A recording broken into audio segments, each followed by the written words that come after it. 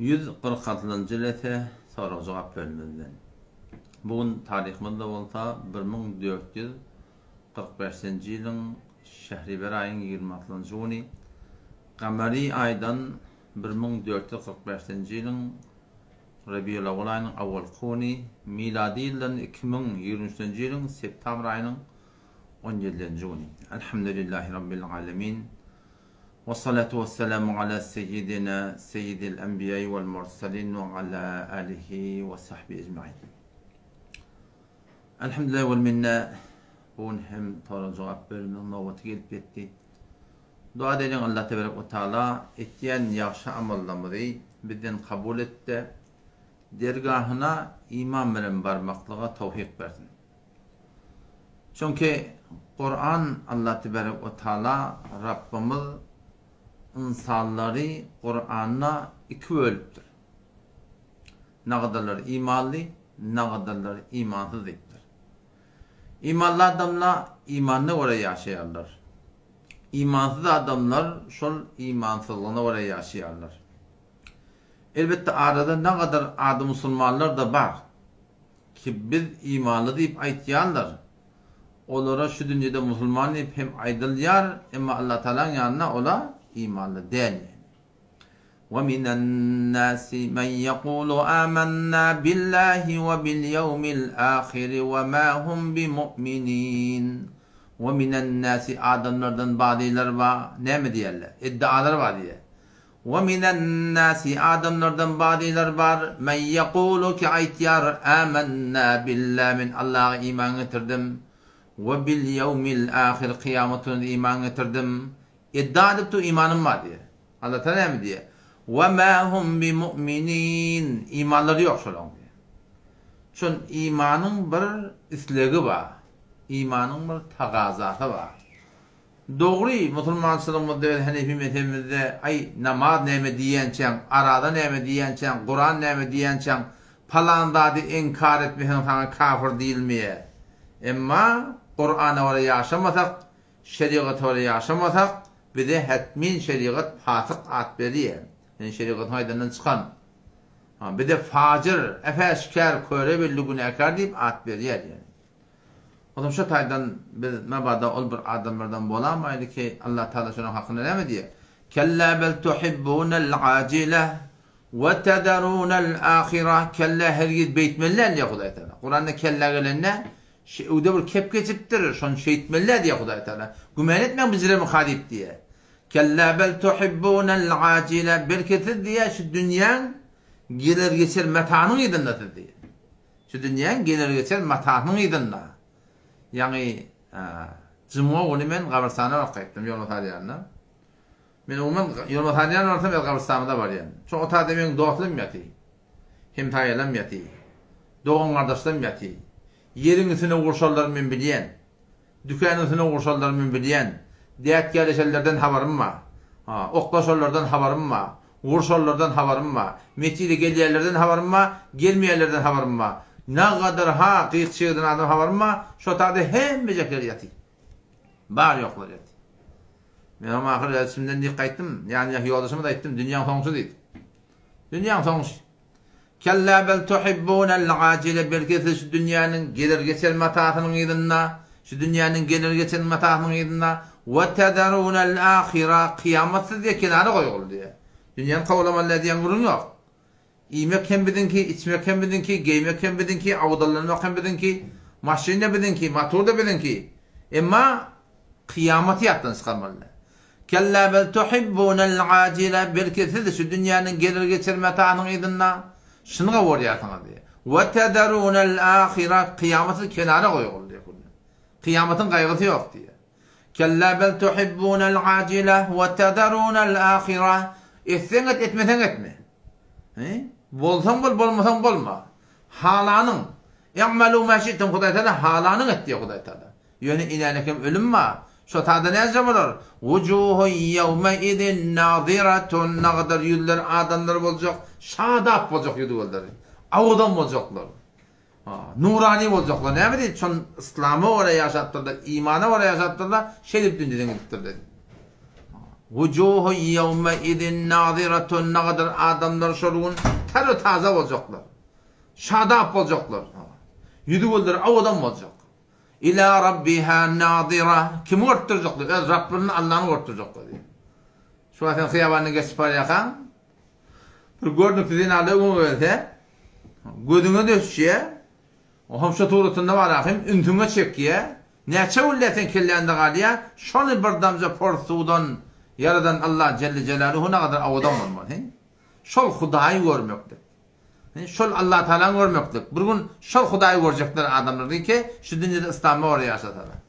Vucuhun yevmeydin naziratun, ne kadar yıllar şovun teri taze olacaklar, nurani olacaklar. İlâ rabbiha nazira, Rabbimin Allah'tan yana görüp duracaklar. Huday Teala'nı görecekler. Ama ne kadar adamlar ki İslam'ı oraya yaşamaktırlar. Ve vucuhun yevmeydin basira, ne kadar adamın yüzü golleri torş olacak. Ahmu olacak. Ne mi deyip? Yımlığın mana hem şeyle vurup vah etmelmiştik. Vah uğrup bartakta, uğrup gitsek da diye. Ve hum yastarihune fiha na'ra, feryat vuruyorlar diye cehennemiyle cehennemin üstünde. Ne mi diyelim? Cehennemde lavurda ot yanıptı. Kullu vücutta yanıptı. Şu tadı doğat yerler diye. Rabbena ahricna na'mel saliha. Ya Rabbi Allah çıkar bizi cehennemin odundan ne edecek? Na'mel saliha. Kavuş edecek diye diyelim. Namaz okuyor diye Allah, aradat söylüyor Allah, zekat veriyor diye Allah, zikrediyor diye Allah, İslam'a göre vuruyor diye, halal haram saygı diye. Na'mel salihan gayrellezî kunnâ ne'mel. Allah Teala ne diyor?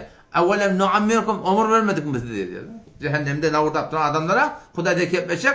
Evvelem nuammirkum men yetedekkeru fihi men tedekker. Ne kadar ömür verdikten cevran edecek, o han cevran etmese diye adam. Ve kad câkumun nedir, aydan diyen ne oldu?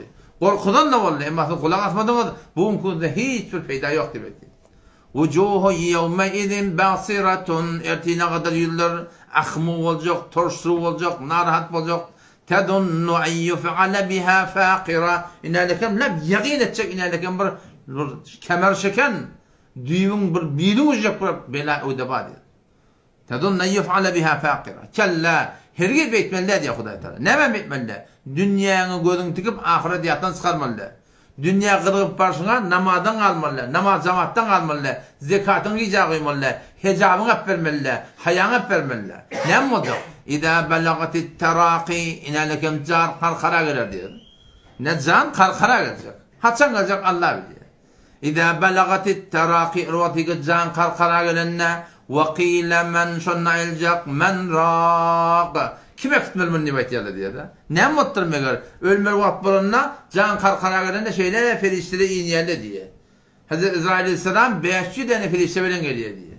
Rahmet ferişteleri de geliyor diye. Azap ferişteleri de geliyor diye. وَقِيلَ ayrılacak şolgun men râq. Kime kıtmeli?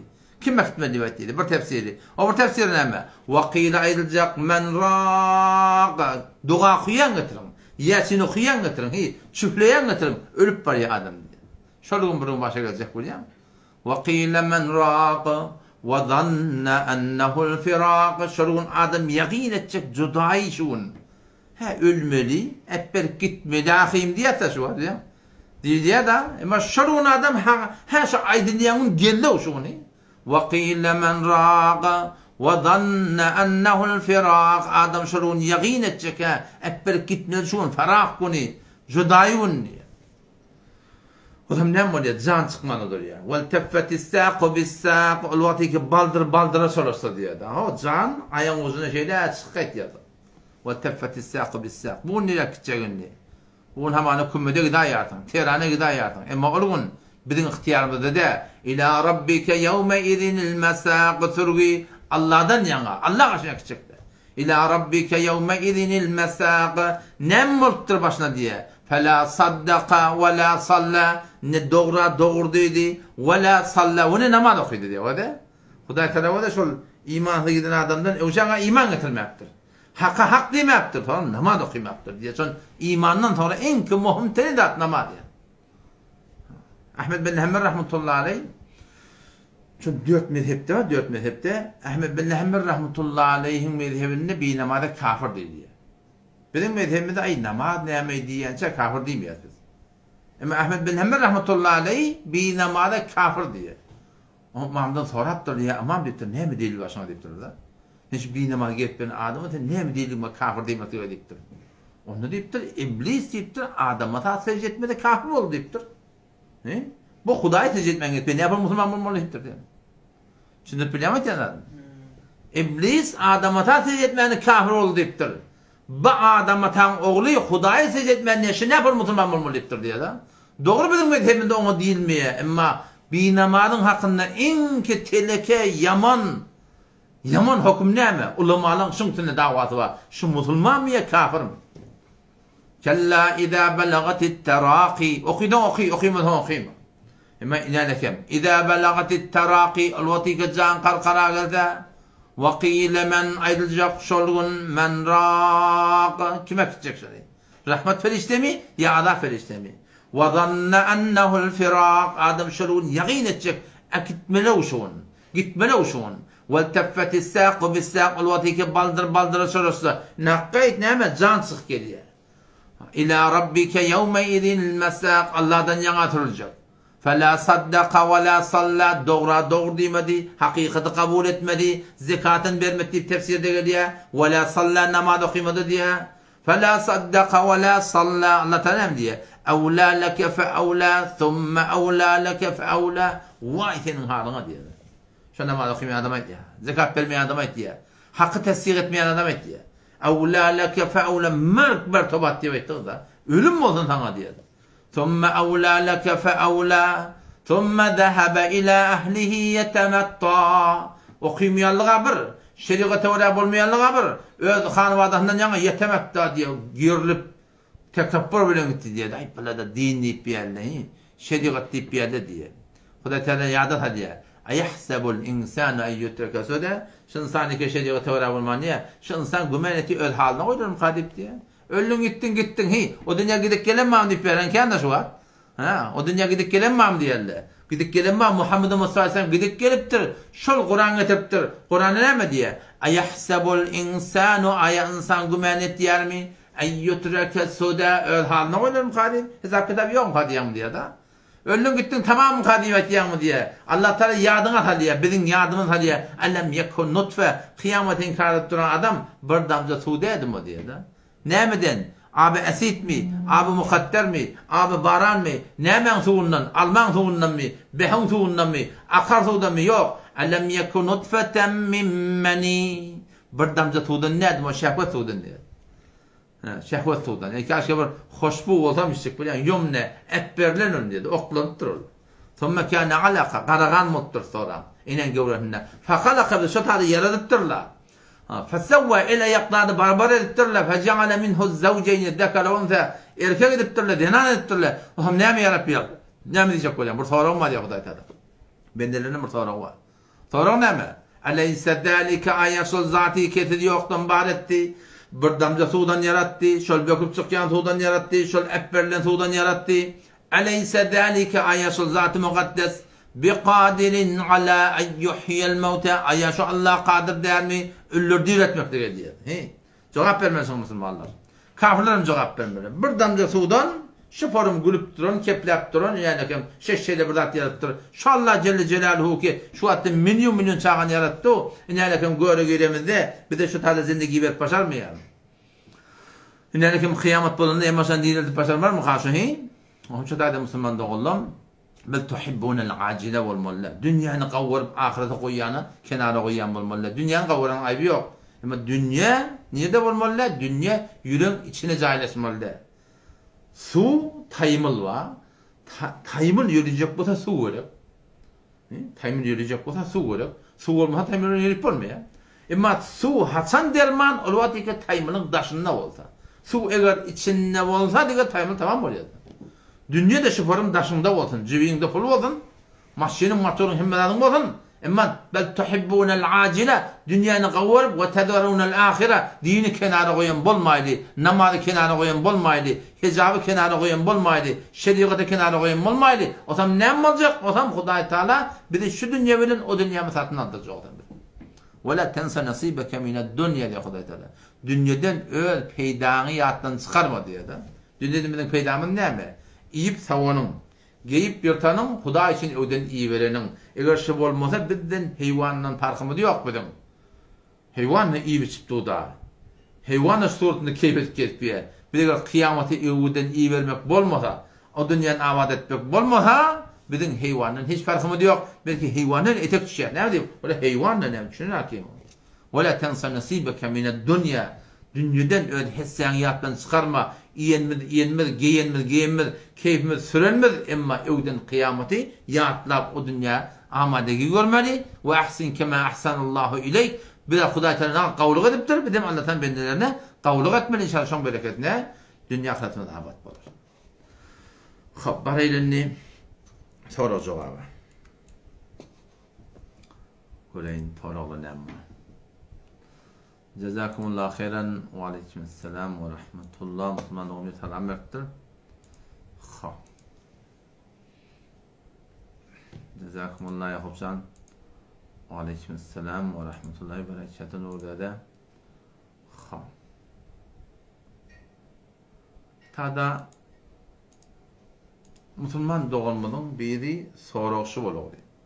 Aya Peygamber Aleyhisselam'ın hadislerine tevessül etmeli destur bami ve ölüleri çağırmalı destur bami. Hiçbir peygamberin kefinde ölüleri çağırmalı diyen kurum yok. Peygamberin sadece desturuşu İza sa'alte fes'elillah. Dileğinde Allah'tan dediğidir. Ve izâ ista'ante festa'in billah. Kömek talep etsen Allah Teala'dan kömek talep ettiğidir. Başka hadise geliyor hatta çocuğun var da şu da kırılsa Allah'tan dediğidir. Peşinde yalvarmaklık, sığınmaklık, çağırmaklık Peygamberin şu 23 yıl Peygamberinin sünne hem hadislerine hem iyice bir Hudaya sığınmak var.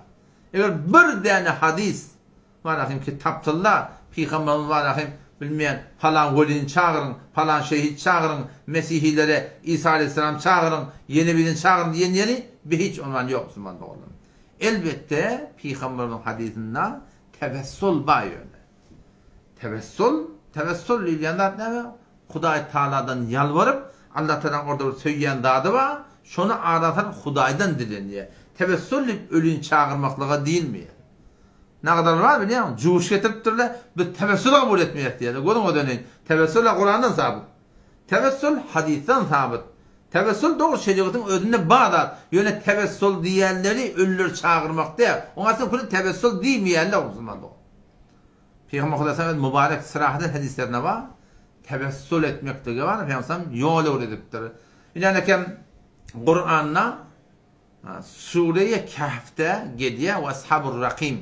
Ashab-ı Rakim hakkında geliyor. Em hasibte enne Ashab-ı Kahfi ve Rakimi kanu min ayatina acaba. Ashab-ı Rakim kim oluyor? Ashab-ı Kahf'in adasını Kur'an'da geliyor. Ashab-ı Rakim diyenler, Ashab-ı Rakim diyenleri bir üç nefer doğuşçular, uduk destanı var. Şöyle bir yaman hatar yağdaya düşüp, bir dağın kevunu geliyorlar, katı yağın geliyor, tepeden daş toğulan gelip, dağın yan kapak var, karın kapağına. Şöyle kapak oluyor, böyle neyme değil, neyme değil, şu tağda Peygamberimiz destan etti, Seyyid Bukhari'de geliyor. Şöyle her gayeti, avvalına geçenler kav eden işi var, Ya Rabbi Allah, ben şöyle senden şim ettim, şundan razı et bulunmadan, yol asbide Allah diye, daş bırak kıymalı diye. O ikinci de şeyle dua diye. Üçüncü şoförün dua diye. Peygamber Aleyhisselam mübarek hadislerine şu Ashab-ı Rahim'in dağsanın tahtında ne var Rahim? Tevessülü öğretiptir. Tevessül ne mi? Tevessül bir amali saliha. Amalın ortaya diyor. Ya Rabbi Allah, ben falan yetimi kömek ettim. Falan garibe kulere verdim. Falaniye yalla yaksale verdim. Falaniye yalla bir falan ettim. Yalla ben şöyle sen radim olsun ettim. Ben falan hazırladım. Bitirdik. Dua ettik. Tevessül bil amali saliha diye sonra. Peygamberin tevessülü öğretiptir. Ya başka bir hadise geliyor. Peygamber Aleyhisselam öğretti. Allah Tebarek ve Teala'nın ayetlerine tevessül etti.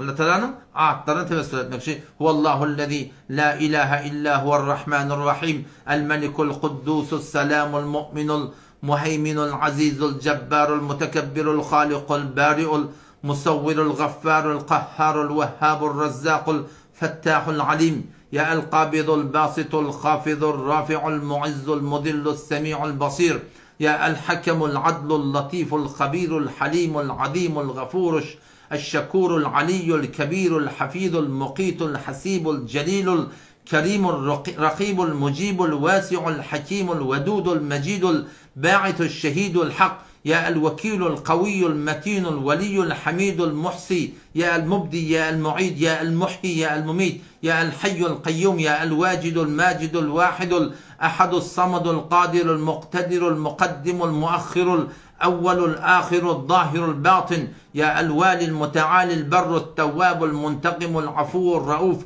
مالك الملك ذا الجلال والإكرام يا المقسط الجامع الغني المغني المانع الضار النافع النور يا البديع الباقي الوارث الرشيد الصبور الله تنطق النقطات تبسل etmeklik Peygamber Efendimiz mübarek hadislerinde şoňa tebessül etmekligi, şoňa tygynmakligi şu turatynda öwredip.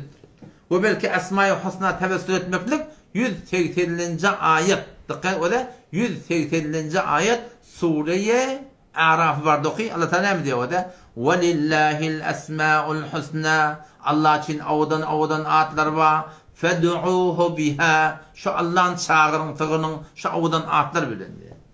Tebessül bi esma-i husna hadislerde gelir. Hudaý Teala awadan atlar bilen Hudaýa sığınýar. Yani o da tebessüllýärleri bir Hudaýa sığınýar. Başka adama sığınılmıyor. Hoşuma meneş. Meşkat hadis geliyor. Yesteftihun Nebiyyü sallallahu aleyhi ve sellem bise'alikel muhacirin. Peygamber aleyhisselam gariplan, zatlan hurmatına Allah Teala'dan niye diye fesselep eder diye. Şeşak Hanifi mezhepte var diyen var. Şuna meneş hadisler var. Ya Peygamber aleyhisselam mübarek hadisine geliyor. Eğer alfaz hadisi yazmışsa es'eluke bihakkı sâilîn aleyke ya Rabbi Allah garip qatarın hakkına kendimi hürmet edip mana ettirle şonu Allah aratan tenden dileyen nipteş suratında hadislerde tebessül geligli. Elbette istigasa ki ölür çağırmalı olsun. O beyle burada Müslüman doğan hiçbir hadiste beyle bir gördüğün yok Müslüman doğan. Maşatcan ve aleykümselam ve rahmetullah. Eğer muqtedi mesbuk başa ve imam secde-i sehv kılar. Aynı muqtedi hem secde-i sehv kılar. Dikkat edin ve de Müslüman doğumudun soruğu men baryan imamı üyyan. İmam bar üyemde imam menden bir reket ölçüptür. Yani ben gece attım. 2 reket gece attım. Fark etmiyor. 4 reket gece attım. Her bir reket imamdan gece alamıdan. İmamın yanlış anlaması oluyor. İmam ne etti? Secde-i sehv etti.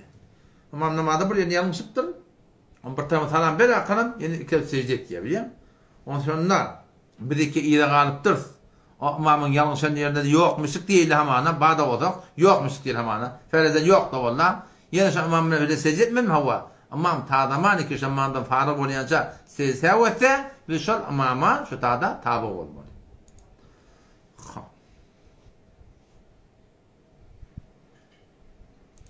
İkinci böyle Kur'an düşünmedim vallahi.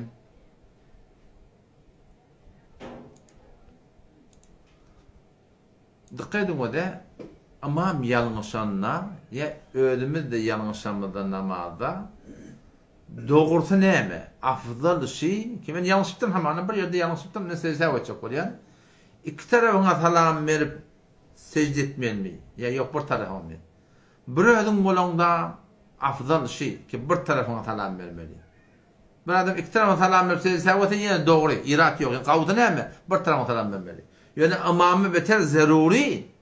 Ki şu ne mi? Şu bir tarafına salam verse mi secde ettin? Ne mi diyeyim? Şu iki tarafına salam verse imam o muhtedi tokuda mukat Türk kitleleri var da biliyor musun? Şu taydan imam zarur gerekti ki şu bir tarafına secde etti. Şu doğrunda ne ettin? Namada secde sevattin sonra namaz okudun. Eğer ehyanın iki tarafı salam verdi de yadına düşmektir değil de imam şey değil mi? Yine secde sevatte yine namazımız doğru yani onda bir müşkül yok yani.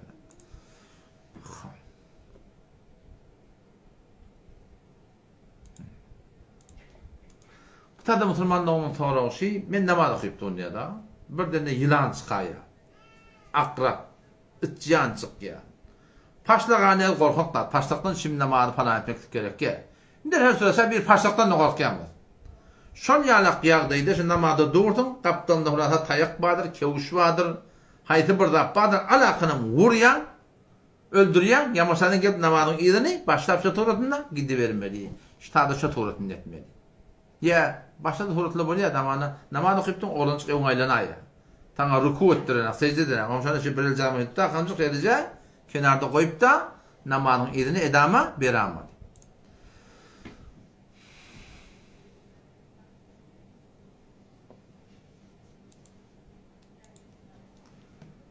biri implement etmektik dişleri ulan puşeş şeydir yerle bileyim. Şuna men isfarahim zaten ediliye ay şuna cevaz bami. Tacay ki men tahqiq ettim. Na şuna qanna hiç bir müşkili yok yani dişin daşnan puşeş şeydir yani gayet yakın. Şunda hiçbir irat yok dediler.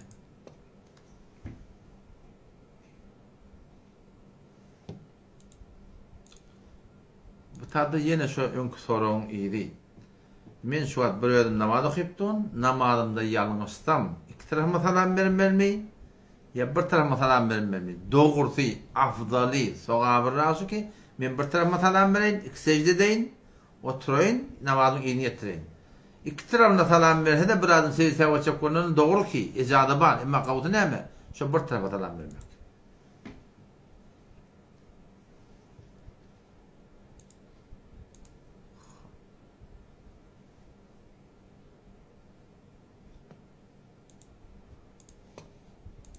Tadı Müslümanlığımın soruğu şey. Neyine hayırdan şekilli? Ya birinin diyede hayırdan fark etmiyor. Aslında fark etmiyor. Kanımın her kim ayrılığından. Kopyasının mali şeriata olan neyme? Teleke olmalı. Şuna ne kadar teleke deyip bilen ne var ya? Teleke olmalı ya da yok. Tereke olmalı. Tereke da, teleke. O zaman da şol ortadaki mal bölünmeli. Hayti bir adam iddiatı bağ olsa aradan sorasun da ki bana falan dedim bana falandan bana verdi diye. Nenem diye boyuna kılınlı bana verdi diye. Eğer şol bana verdi diyen adamın şeriat boyunun iki tane şayeti bağ olsa hakkı teoriyonda sabit edilecek olsa onunla şonqı. Yoksa manakim ol adam kubul basarmıyor. Yeni bir sorutuna bu diye var. Bazen adamda var ölsem diye falan yer falan oğlumu kı diye da. Bilmeyen bana ölmekçek diye ölümden sonra falan oğlumu verin diye. Böyle bir suret hem doğru değil. Ölümden sonra malın falan yıkı olmuyor. Ölümden sonra malına ihtiyar kalmıyor. Bercen çıkmasa oğlun uşak hak hukukunu riayet etmeli. Dünya mal direkte oğlun uşak uğraştırmalı. Şu doğrultusunda dengilik bilen, kabulük bilen paylamalı. Eğer hayti beni burada verecek de olsam, şu doğrultusunda ölümden uçak hakka içine berdim etmek gerek yani. Yani ben ölümden falan yıkı diyelim mi? O yer yapardan onku bolmuyor yani.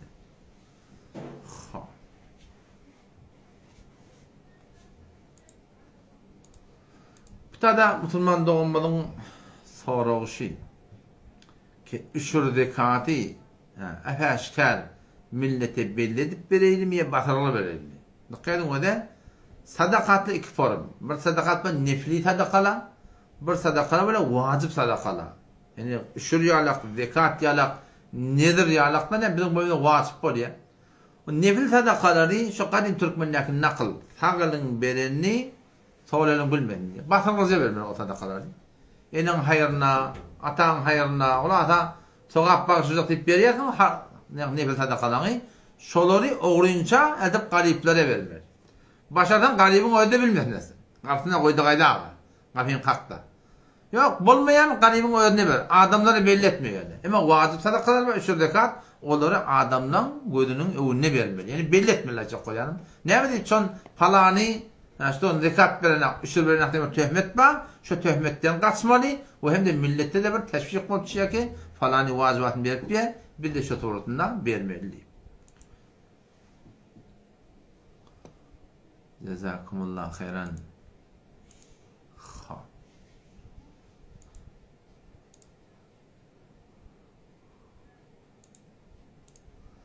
Tada Müslüman doğumların soruğu şey ki biz hop her hafta halqa zikrimiz var. Şu halqa zikrimizde ne bilip biz Nakşibendi deyip ad koyup dursa ya da. Halqa zikretmek diye Kur'an'da var. Vezkurullah zikren kesira. Hop şu Nakşibendi'ni nereden getirdin diye da ne? Şimdi bilemedin adam.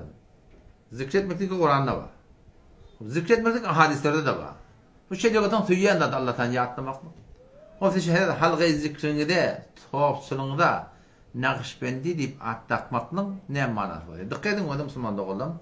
Dertule tarihi İslami bir esbabı harici direkli, bir sürü teorikten mudaahmatlar direkli, bir sürü bennelin harapkari edildik direkli, bir sürü adamlan bename ehli sünnet Ha, ehli sünnet menni peygamberin şeriatına ters dölerlik dedikli, ters bolalık dedikli, şu hak cemaat ödünü belli etmeden için belli bir ad koyup durlar şu. Bir de şu ehli sünnet ve cemaat diyorlar. Hop şu adı nereden getirdi onda biz? O Nakşibendi men cevap vereyim diyor da. Nakşibendi diye, Maturidi diye, ehli sünnet diye, Hanefi diye. O şu adlar nereden getiriyorlar? Bir de ehli sünnet ve cemaat ne deyiptir lan? Ay şimdi de peygamber ehli sünnet ve cemaat deyiptirin bir de. Suratında serahaten var mı? Yok. Nereden deyiptir onlar? Peygamber öyle deyiptir. Benim ummetim 70'i söylek olacak diye. Yahudiler 70 söylek oldu. Mesihler 72 söylek oldu. Benim ummetim 70'i söylek olacak. Ya sonra haydi hak diyenine ma ana ve aleyhi ashabi deyiptir. Men bilen yaranımın yolu deyiptir şu. Ondan sonra ben Peygamber Aleyhisselam'dan soram tabi'in vatanına muhtelif fırgıla dörüyor. Cehmiye diye, Mu'tezile diye, yine burada diye, Mucesseme diye, Havariş diye, ne kadar ha cemaat dörüyor. O zaman şu tadı ehli sünnet ve cemaat, şöyle ki doğru peygamberin iğrini düşüp de doğru şeriatı alacak cemaatla, şu her ki peygamberin 73. içinde men bilen yaranımın yolluyan adını Kur'an sünnete öyle düdüp bilme ve de ehli sünnet ve cemaat şu hadisten çıkarttılar. Ellezinehum peygamber diye de o da 70 söylek bollu hemmeti cehennemi yekebbirçe cemaat şu necat tapacak deyiptir. Haydi diyenlerine ellezinehum ma ana ve aleyhi ashabi. Men bilen yaranımın yolu deyiptir. Men diyene mi ehli sünnet? Yaran yani vel cemaat. Ehli sünnet ve cemaat şu tadan da kıptırlar. Şimdi bilemek yanlardı. Peygamber o da ahta kıptırlar. Nemeden çürüyün? Şol hak cemaati o kalalar da kafir değiller. Kalalar da Müslüman. Onun vurun yok. Yönü hak cemaat. Doğru şol şeriatın ayetyanına göre peygamberin tertibine göre cemaat haydi men bilen yaranım diyenler şu ehli sünnet ve cemaat dip at takıp. Şimdi biliyor musun? O şu suratında bir yerde hemen şu at. Bir de şu Maturidi diye. Hop Maturidi megar. Bizim akidemiz Maturidi diye şu an. Hop akideki Kur'an'da var. Peygamber bir de akide öğretti. Maturidi nereden getirildi?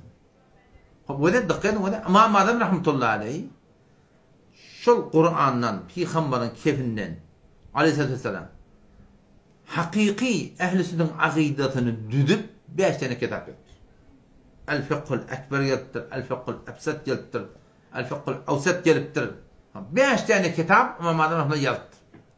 Şu 5 kitap هم أهزن عن با عقيدة وركيدية برد يلنجيل يل 3 يلنجيل gelene şu tadı benamı ehli sünnet yok adamlar cemaatler dörep her İmam Azam rahmetullahi akidetine yerin hemle edip yok akidelerin kaptanı tokçak bolarlarına İmam Ebu Mansur Maturidi rahmetullahi aleyh girip de İmam Azam rahmetullahi şu 5 tane kitabından şu zamanlık şüphelere cevap veriptir.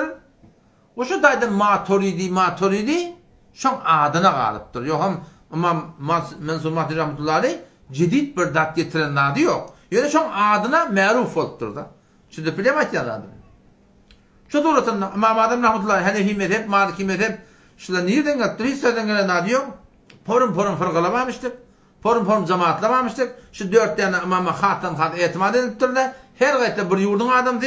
Tenhayi cemaat bir İmam Azam'ın cemaati. Hanefi, Maliki, Şafii, Hanbeli. Şol imamların adına şol ma'ruf oluptur. Maturidi rahmetullahi adı ma'ruf oluptur. Hemmeti şu Hudaý Teala peygamberin aydan şeriatını doğrusu ehli o cemaatin adına düzgünne takkacak kılıp yani bir adamın adına ma'ruf oluptur da. Tafsilti de şeydi. Zikretmeklikte de şol avvaldan bir toğlan qaydilan yol var, al qaydilan yol var. On şolun al qaydilan yolundan kaptalan fırgılar döreptirler. Yok cemaatlar döreptirler. Yok bedgatlar döreptirler. Onun işte adamı Mevlana Şeyh Bahaüddin Nakşibendi rahmetullahi aleyh şu tadı geliptir. Şu bedgatları kenara koyup ondan berdekiler şuturdan kenara koyup şu bir ehli o cemaatin o tertibine oraya zikretmeli bedgatlardan kenara koymalı. Şu benden adına ma'ruf oluptur da. Siz bilemet ya. Şu Türk mesela ne diyorlar? Tenhayi cemaattan değil mi? Amanullahi diyorlar öyle ya. Tenhayi cemaattan, Seyfur Rahmani. Tenhayi cemaattan, bilmem Yalmelahun takdiri. Tenhayi cemaattan falani. Diyelim değil mi? Hop şular adamla meğer kim? Meğer Amanullah'ın cemaatı mı? Amanullah'ın hemen Cedid bir kitap getirttirme. Cedid bir şeriat getirttirme. Yok. Şu İmam Azam Rahman mezhebindeki bazı adamın bar edip başladım oraya mezhepten aydip bilmeyen adını bilemek deyip şu mezhepleri ulaştırsa adam şu cemaatine haysam amanullah ya kimra diye. Anne şu adını maruf oldur da. Şimdi bilemez yani adını. Adam şu kadın bana kim Nakşibend diyen adı şu doğrultusunda sözün gıykatı, sözün sorun başladı. Sonunda şöyle tökülen Nakşibend adını yerden getir. Soğukçuluk bunyat bilen, zikretmeklik bunyat bilen porum cemaatler döneptir. Onşa da var rahmiyan ki Şeyh Bahattin Nakşibendi rahmetullahi aleyh şu zamanın alimi ulaması şu suretine geliye şu bedgatda dağıtır kenarına koyup şu suretinde bir kavu Kur'an'ın sünnetten istinbat edip bir kavu suretine tertipti diye zikre o şu zikir var şu suretinde şeyle arka kaydıptır. O şolluk kulema şol at şon adını meşhur oluyor. Ham rişen yerde yatıyor. Rişen şol Kur'an'la sünnette yatıyor Müslüman doğru. Şu suretinde. Ama arada da Nakşibend tavsiye tamam şu zikret diye de istiyorsan dönmeliydi. Hop, dilin defek kentte o yapşır diye, gözün nimmallı diye. Ha, on iki dil otur diye. Ne yapmışlar? Şundan hemmet kömek havasının cem olmakla. Başka hissat devler. Asıl Allah'tan yaratlamaklık. Kalben Allah'tan yaratlamaklık Kur'an'da geldiğini "Vezkur rabbeke fi nefsike" Huda Teala kalbinde Allah Teala'nın Rabbin Allah'ın yaratladıdır. Hadiste şoňa ba, o berdekine fakat bir gawy zikirden peýdalanmadan şin bir ýol yani. Ýa-ni ol bökýän tawhlarym oturşamada hem dikkat näşelada. Eger dikkat etseňiz biz şol Nakşibendin öz kitaplary bilen manahym şonuň ýolyna barahym şu toratynda oklap da şonuň aýtýan kebiniň ýalňyşlygyny sabt etdik. Muň gurunşdyň. Başga has gurun ýok. Hop.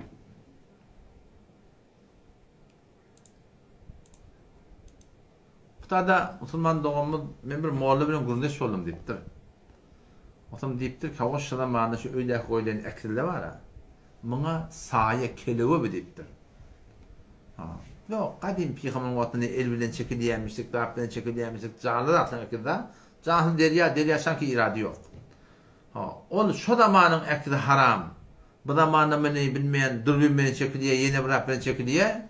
Bula haram de, bula saýa diýip aýtýan ha. Dikkat edin o da Raddul Muhtadimin sahne gördüm.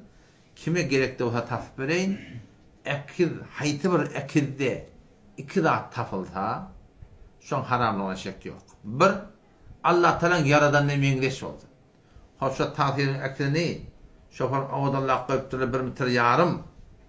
Hoşa Allah'tan yaradan meňdeş de. Meňdeş ikilenjden. Şol ekilde tiýle hormat tapyldy diýe. Şu pullu da akidi var da. Pulun akidinde tiyle hormatı yok yani. Şu da haram dediği diye. Onu haydi bir akidi Allah'tan yardan meňdeş bolsa, kim meňdeş? O şan tiyle hormat edilýär albumda burada koyup, şun haramlygyna hiç şek yok Müslümanlar. Ondan sonra muň hakyndaky mecbur fiqh Türk meselede oturuşly öldüri. Üýsüp de fetva de berdiler gardaş şi. Ahun taýlanlardan akidler hakat ýanlar ahim. Şun haramlygyna Müslüman hiç şek yok. Şolan da fetva. Şolan o mutadan aýdylýan gurun. Yani gelir geçer bir gurrun da. Kâslı baba, özüne fetva veriyor. Özüne fetva veriyor. Bilmeyen ulemak değil. Onun birine mi deyiptir? Ayak kolu gidende, dine şu aletin ödünü yumalı.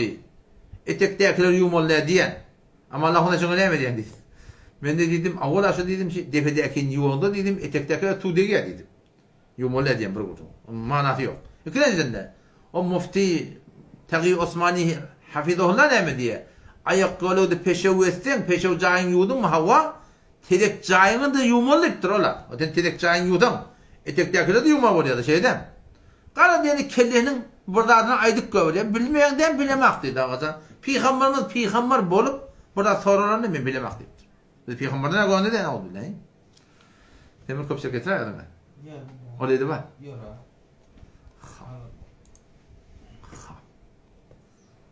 Hop, cezakumullahu aleykümselam. Tada Müslüman doğumluğun sorusu olur ki göz degte bir nimetmeliktir da. Göz degmekden hakkında muhtelif nüskalar var. Aparatımı eğer göz deseňiz şu zahmet çeşim deyip eğer seç etseňiz şu tarafa o nuskasy beri geldir.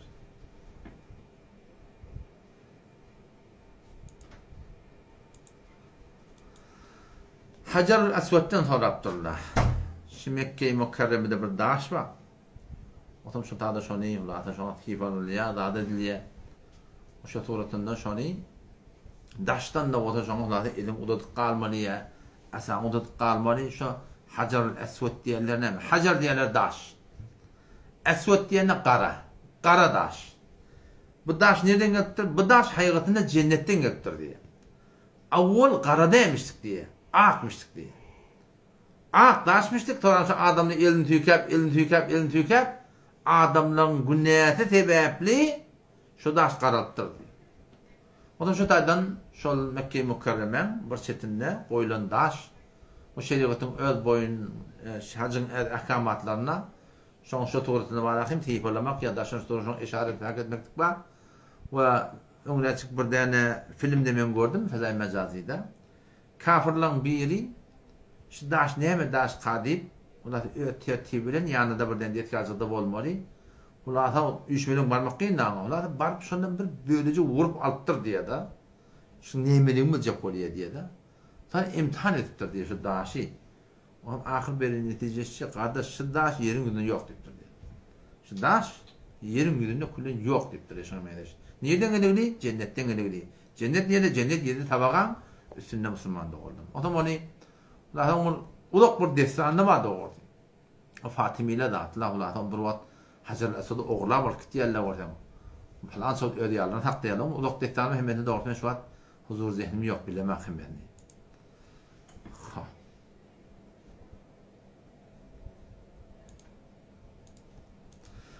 Müslüman doğumunun toğrağı şey.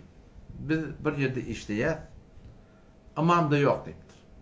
Falancı Türkmen olmalı, ehl-i sünnet olmalı, işlep yerler.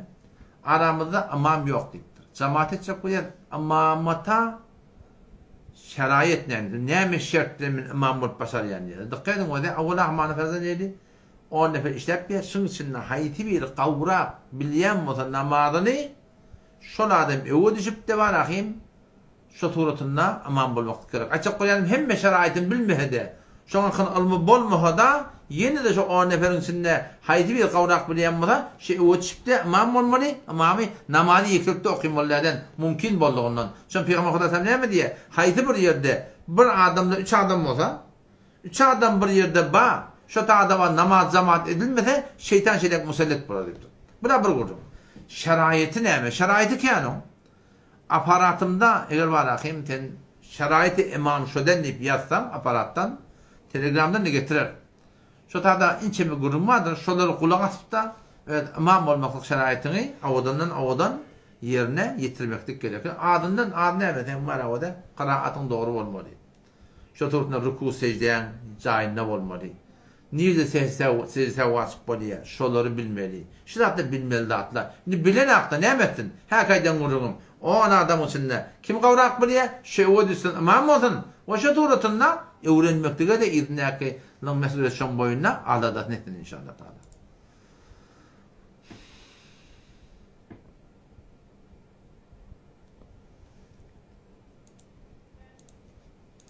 Bu tada tevessülüm hakkında şol Osman ibn Huneyf umurdan hadisi var.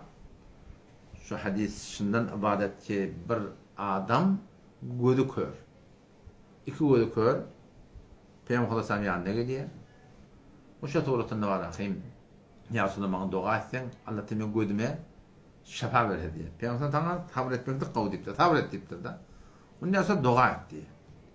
O dua etmekten sen bar de hakkın namaz okuy da dua et diye da. Hem şunu yak de hak kılıp namaz okuyup Huday talak yüldeniyor ki Allahümme inni es'eluke ya Allah bi Muhammedin nebiyike nebiyyi rahmi ya Rabbi Allah'ten ben sana sığınıyorum şu Muhammed sallallahu aleyhi ve sellem'in adat almaklık bilen deyip şu an Peygamber ya Muhammedo deyip bana Peygamber'in yüldeniyor. Onun Peygamber'in şu turunda dua eden şekilde feşşeffi'u fiyye ya Rabbi Allah şu Peygamber'in şefaatimi hakkında kabul et deyip de şu tuğratında şu tarih Peygamber'den şu talebe dua ediptir diye. Bu da bana ihtiyan vururum diye. Şah Velillah Dehlevin Hamdullah Aleyhim bir tane kitapçası var. El-Belagul Mubin deyip şunda da şu gurrum var. O şuna meyleş var. Hem inçeme muhaddisi de şuna gurrum ediptirler. Şundan hiç gayeti şu hadisten nedai gayip ölün çağırmak burada değil, hiç de istinbat etmeyenler. Şu burada Peygamber'in yanında da diri. Ölün çağırma diyen grubu hadisten çıkmaya dirde olsa yanlamıştık diye de şu doğrusunda. Ondan sonra Muhti Takiyevi de oradan Fethül Mulhem'de burada diye de. Fethül Mulhem'de diye hop diye şu bir hadis diye geliptir diye de. Hop bir hadis suratında geliptir diye ya Muhammed o deyiptir diye de. Ne fazla bir de. İnce ahadis var. Ki Peygamber Kudüs'ten hem işi Rabbena Rabbi, umumun Rabbi sıkıntı Huday Teala. Onun gıbalında şu bir tane hadisin ne kadar haysiyeti var, ne kadar erişi var. Hamanın 600 bin, 700 bin, 1 milyar, 2 milyar hadis var. Şolun gıbalında bir tane vaka rivayet geliptir. Şikepin üstünden naudzubillah ölüler çağırmakta hiç bir muhaddisi şikepten şu istinbati etmektir Müslüman doğru.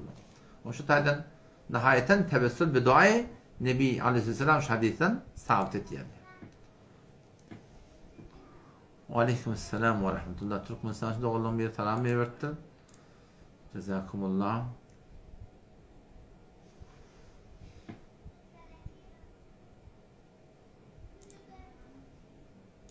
Müslüman doğumun sonra şey servade millittir. Servade olsam evulup öğrenimde ben mukim olayım mı? Ha Müslüman doğan siz öğünüzü var. Yani atağını yaşak etmeyen yani öğün yalak sen mukim olaysın. Oban çetinden girdin, şehrin çetinden girdin, servade doğulamı şöyle mukim olayalım.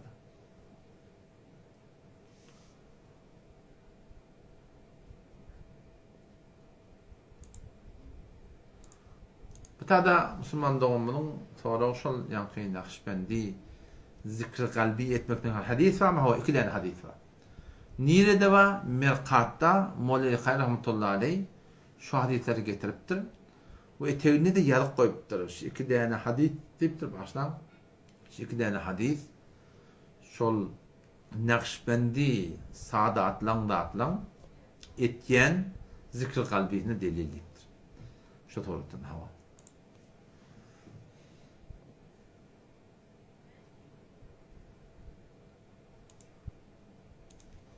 Müslüman doğum bir soru soraptır ki Moğolçuluk okuymanın yanına gelip boluyam yok Müslüman doğum men güzel mescidim yok Moğolçuluk men yanında okuyar yalak.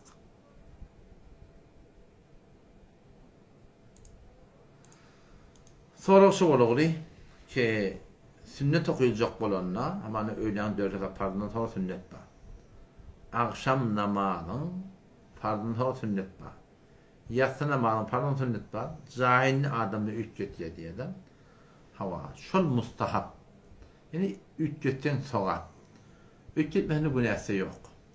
Nem için 3 götüyerle çünkü erti kıyamet günü şu yer şayetçılık verecek birden bolup bir şimdi. Hava. İda zulziletil ardu zilzaleha da geliyandır. Yevme idin tuhadditu akhbaraha. Yer şovun öz haberlerini kepecek. O şu tadı yer hem şayet olacak. Şu tadı marakayım yani cayın 3 etmeklik namazına ödüne şayet köpürtmeklik olup düşüyor.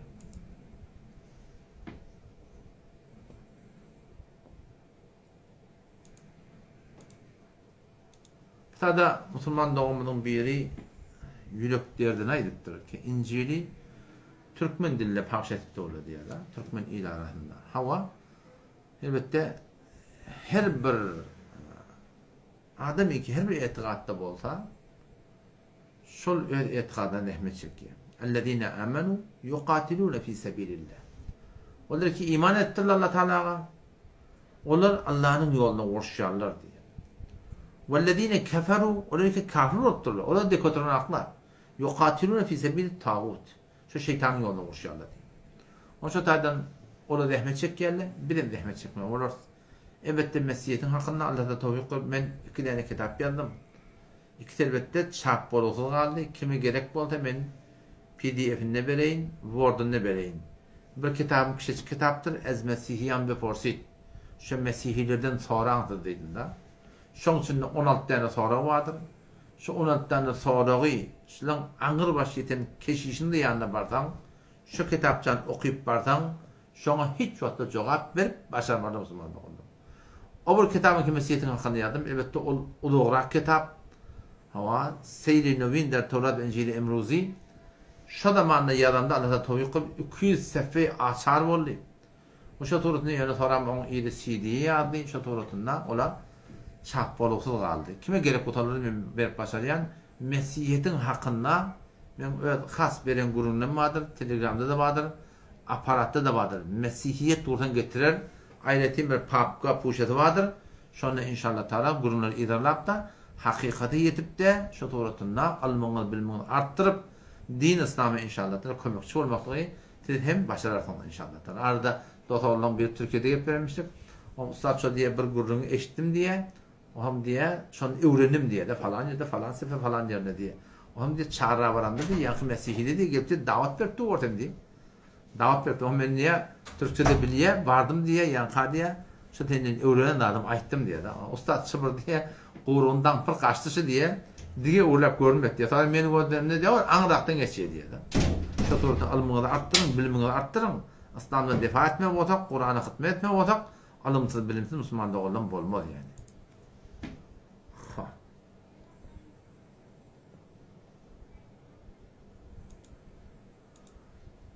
Tada Müslüman doğumu diptir, desmentle var diptir, desmentle ki 3-4 renk diptir da. Şunda alacan hukum var. Alaca ak bilen qara bolýar. 3-4 bolmuyor. Şu o da men de tarafı var ki alaca dip yerler. Şu 4-5 tane renk şuna gaýdy. Oňa çykganda alaca ak bilen qara bolýar. Oňa şu taýdan marahym olara hukmy alaca berilmeýär dogry. Onda da ýöne eger wagan bir milletin didinde şol alaca dip düşünýän bolsa ony daqylmasan beter bolar. Ýogsa da aýdylan ýere o gardaş näme 4-5 renk bir alaca dip aýdar.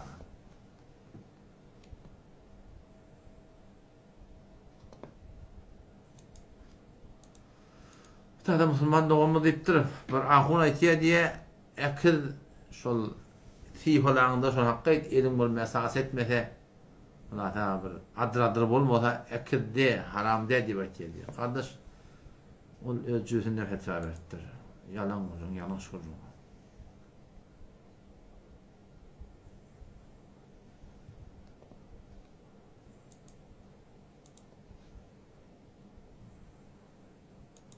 Tada Müslüman doğumuşy gurgundan zatdan gurun beripdirdi. Men habarym ýok. Aqrandan ak gelýär, falan çadan ulada pomp bilen tuçy kaçyk. Şo toratynda berkiler zat ýetiren hakka diýär da.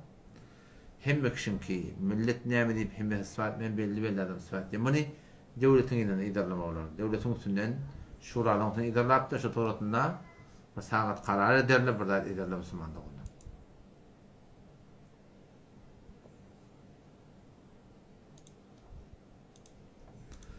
Müslüman doğumynyň biri gumardan torapdyr.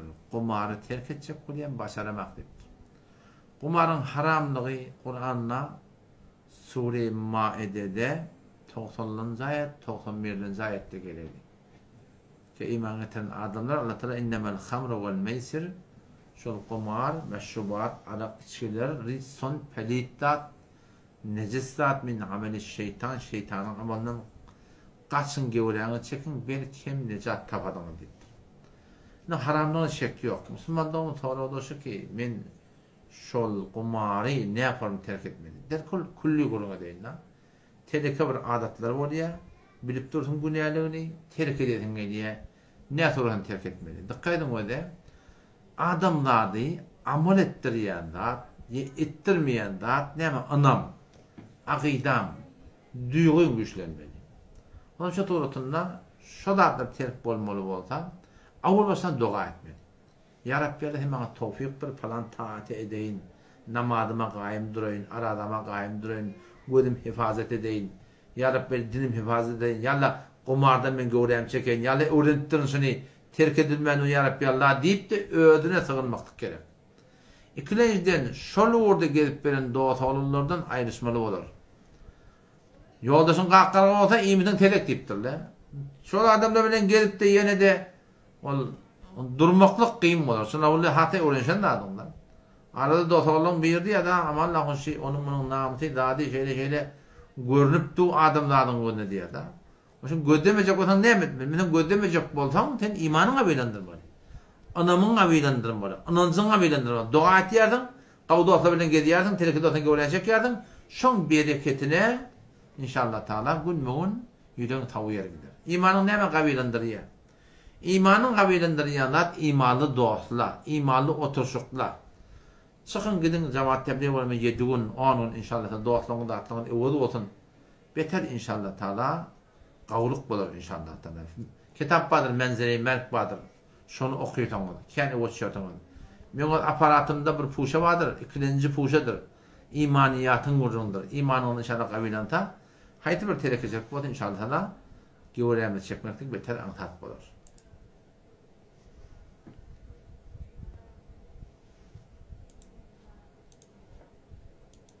Tada bir musulman doğalım yazıptır ki falani Hudaýdan algylypdyr da. Ki Hudaý maňa mal bermedi, mülk bermedi, menden namaz okuyjak diýen. Hadis-i kudside gelýär şu. Hadis-i kudside gelýär, "Men lem yaba bi qada'i." Rabbim Allah Teala aýdypdyr. Her kim meniň qadama, eden hukmymy, feýseleme razy bolmasa, şu turutunda beren radyma razy bolmasa, falan radyma razy bolmasa, onunla felyabud rabbi siwayi diye. Gitti menden başka bir Hudaýy ibadet etsin diýipdir da. O adam kullem malahim bir Hudaýy Taalanyň dinini diýanatyndan ýüdün tawup bir Hudaýy taqadyň dininden çykan adam bolýar. Allah hidaýet etsin. Esseňe etmezek mi kardeş?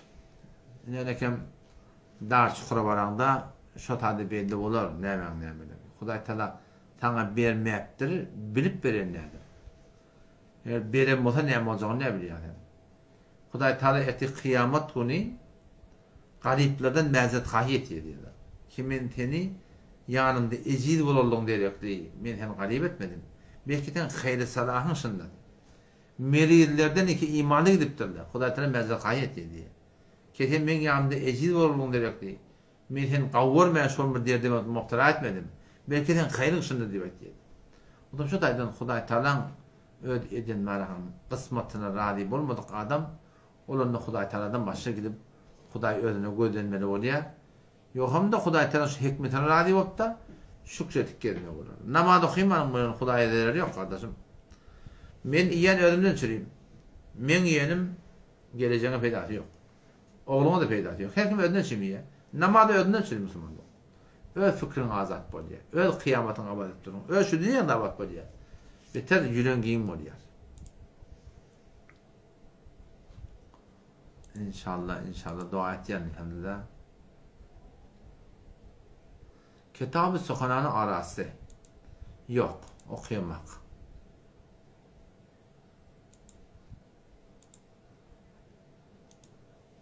Akıl çekmeklik we de akıl çekmeklik şinasnama, güzelnama, kimlik, pasport. Devletin ya mecburiyeti yanatlar var. Şolları ezalar. Kalan akıl çekmek Müslümandan halalle. Kadanızda halalle.